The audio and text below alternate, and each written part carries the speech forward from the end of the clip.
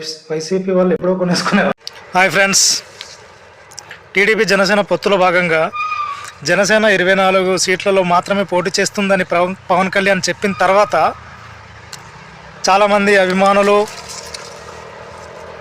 చొక్కాలు చించుకునే వాళ్ళు, ఆ స్టిక్కర్లు పీకి పారేసేవాళ్ళు, జెండాల్ని మడిచిపెట్టి కిందని పడేసేవాళ్ళు, తిట్టుకునేవాళ్ళు, అబ్బో చాలా చేశారు. వీళ్ళంతా ఆవేశంలో కాకుండా ఒకసారి ఆలోచించి మీరు అలాగా చేయడానికి కారణం ఏంటి, ఆ క్వశ్చన్ని అడగండి. అన్నిటికీ ఒకటే సమాధానం పవన్ కళ్యాణ్ ఆల్రెడీ చెప్పేశారు. 2019లో కనీసం 10 మంది, కనీసం నా ఒక్కడినైనా గెలిపించుంటే నాకు ఆ నమ్మకం ఉండేది, మీ మాట నేను వింటాను, ఈసారి నేను బలి అవ్వడానికి సిద్ధంగా లేను అని చెప్పి ఆల్రెడీ ఆయన చెప్పారు. ఆయన పోటీ చేసిన 2 చోట్ల ఓడిపోయి ఏమన్నా ఇంట్లో కూర్చొని గమ్మున ఉన్నారా? ఎవరైనా ఒక్కరు మోసం చేస్తేనే ఇంట్లో కూర్చొనిపోయి బయటికి రాము. అలాంటిది మరుసటి రోజే సమస్య అక్కడ ఉంది అని తెలిసిన వెంటనే ఆయన పరిగెడతారు, ఆ సమస్యని సాల్వ్ చేస్తారు. తన సొంత డబ్బులతో చాలామందిని ఆదుకున్నారు. తను పిల్లల కోసం దాచిపెట్టిన డబ్బుల్ని కూడా 40 కోట్ల వరకు కౌలు రైతుల కోసం పంచిపెట్టారు. ఇలాంటి ఎన్నో చేసి ఉన్నారు. దాని గురించి సపరేట్గా చెప్పనవసరం లేదు, అందరికీ తెలుసు. ఆయన్ని పాయింట్అవుట్ చేయడానికి ఏ విషయం లేదు. ఆయన అవినీతి చేసి సంపాదించట్లేదు, అందరికీ మంచి చేస్తున్నారు. అయినా సరే 4 పిల్లలంటారు. ఆయన ఒక రోజులోనే 2 కోట్లు సంపాదిస్తారు. అలాంటి ఆయనకి ప్యాకేజ్ తీసుకునే అవసరం ఏంటి? అయినా సరే చెప్తూ ఉంటారు, ఎందుకంటే పలచన చెయ్యాలి, లేకపోతే రాజకీయాల్లో కుదరదు. ఇలాంటి వ్యక్తిని తప్పించాలి, లేకపోతే రాజకీయాల్లో కుదరదు. ఆయన కొత్తగా ల్యాండ్ కొన్న సీఎం ఎవరో ఇచ్చారు, చంద్రబాబు నాయుడు గారు ఇచ్చారని చెప్తారు.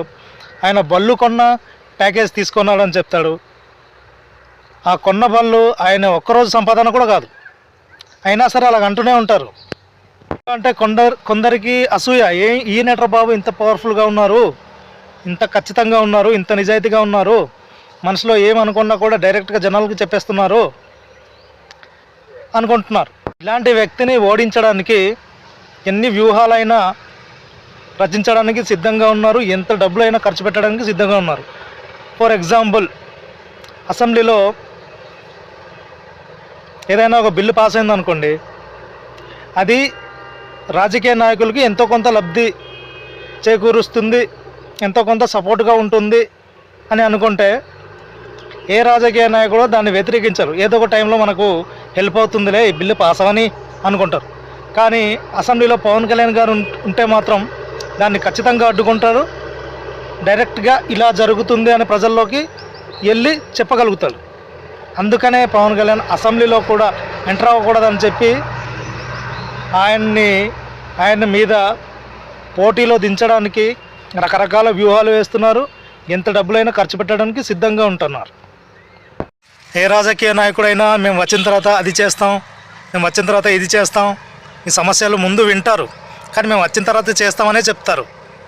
కానీ మన దేశంలో ఏ రాజకీయ నాయకుడైనా ఉన్నారా? ప్రతిపక్షంలో ఉన్నప్పుడు ఓడిపోయిన వ్యక్తి తన సొంత డబ్బులు, సంపాదించిన డబ్బుల్ని తీసి జనాలకి పంచిపెట్టే నాయకుడు ఎవరైనా ఉన్నారా? ఉంటే చెప్పండి. 10 సంవత్సరాలు కష్టపడి తన పార్టీని సొంత డబ్బుతో నడుపుకుంటూ వస్తున్నాడు. ప్రజారాజ్యం టైం నుంచి అన్ని పొలిటికల్ యాంగిల్స్ చూసి వచ్చినాడు. 2 చోట్ల ఓడిపోయినాడు. మిమ్మల్ని నమ్ముకున్నాడు మీ నాయకుడు. సో ఆయన ఎప్పటి నుంచో చెప్తున్నాడు, నేను వచ్చింది 25 కేజీల బియ్యం ఇవ్వడానికి కాదు, యువతకి 25 సంవత్సరాల భవిష్యత్తు ఇవ్వడానికి కోసం అని చెప్పి. అతని భావాలని అర్థం చేసుకోండి, మీ నాయకుడిని మీరు అర్థం చేసుకోవాలా. అట్లాంటి వ్యక్తిని నిలదీసి ఇంత బాధ పెడితే తర్వాత మీరే బాధపడతారు. ఓకే,